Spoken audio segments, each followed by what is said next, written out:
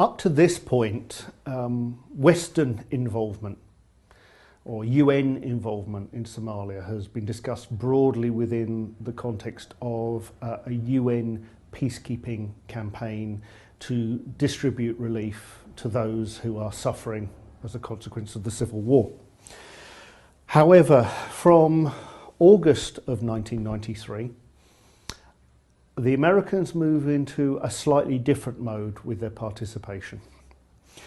There is a withdrawal of many of the American troops who were there for the peacekeeping role, so to speak, the relief role. And you start to see an escalation of a deliberate strategy to decapitate the USC and specifically to take out Mohammed Farah Aidid. You see negotiations between the UN and many other of the warlords in the run-up to this, trying to come to some broad coalition so that a measure of peace and stability can be returned to Somalia and hopefully from that point progress back to what in Western terms might be described as normalcy. Farah Aidid had no vested interest in pursuing these lines.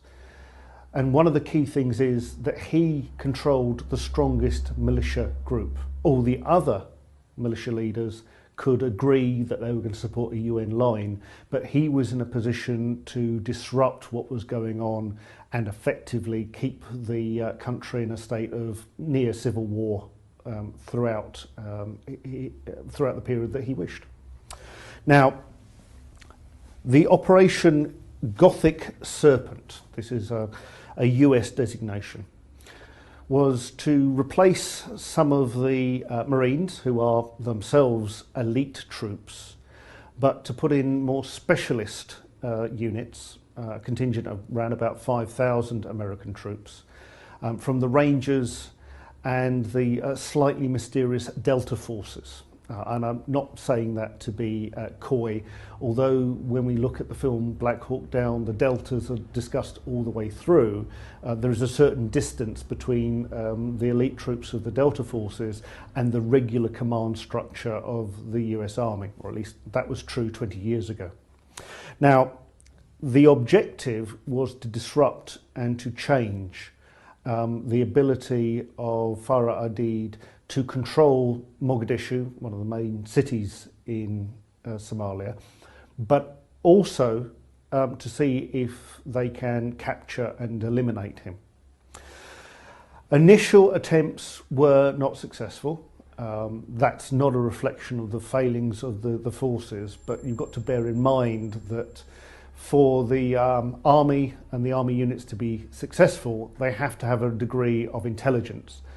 And you can't resolve these issues purely with ELIT, electronic intelligence. You have to have men on the ground, and that relied on information being given by the supporting Somalian people. Now, it comes to the point that the initial welcoming that the American and other nations' troops received over time deteriorated, and Farah Aidid is portrayed as being very savvy with regards to media broadcasting, particularly the use of his radios, a Somalian equivalent, if you like, of Roosevelt's fireside chats, but a little more directed and a little less unifying in broad terms.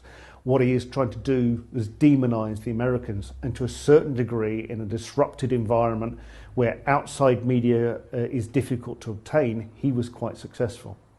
The Americans also miscalculated in a number of occasions, especially with the use of helicopter gunships, and therefore it was easier for Farah Aidid to actually portray the Americans as an invading force, trying to convert the entire country to Christianity, a whole range of things that were going to polarize opinion in the country itself. So we reach a situation where the Americans at least dial back on their objectives and start saying, well, how can we limit Farah Aidid's effectiveness? And this is where we come to the events of the 3rd and 4th of October 1993. As I mentioned very briefly earlier, the objective was, on given intelligence, to remove two of the most trusted advisors to Aidid, to remove them from his chain of command, and also to interrogate them and gain information. And that was intended to be done in a, quote, surgical strike, a combination of Delta forces, Rangers, and also armoured troops coming in to evacuate those who've been removed from the area. As I said, what was supposed to be a 30-minute incursion lasted well into the night and into the next day.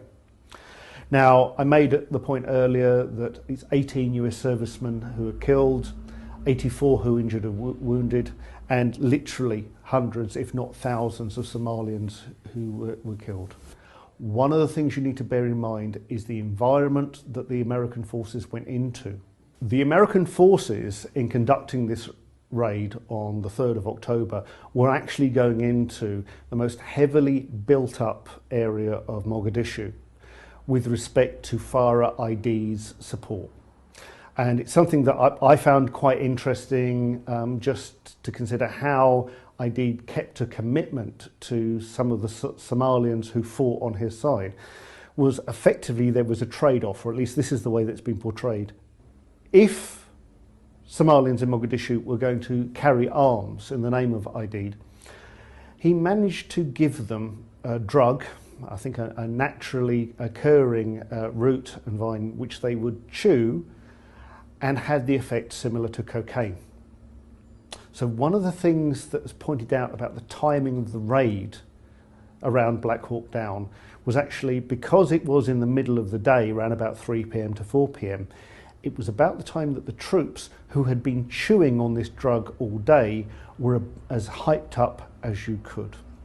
So not only were you going into a heavily armoured area of the enemy, that they were actually up for a fight because they were so drug-addled at the time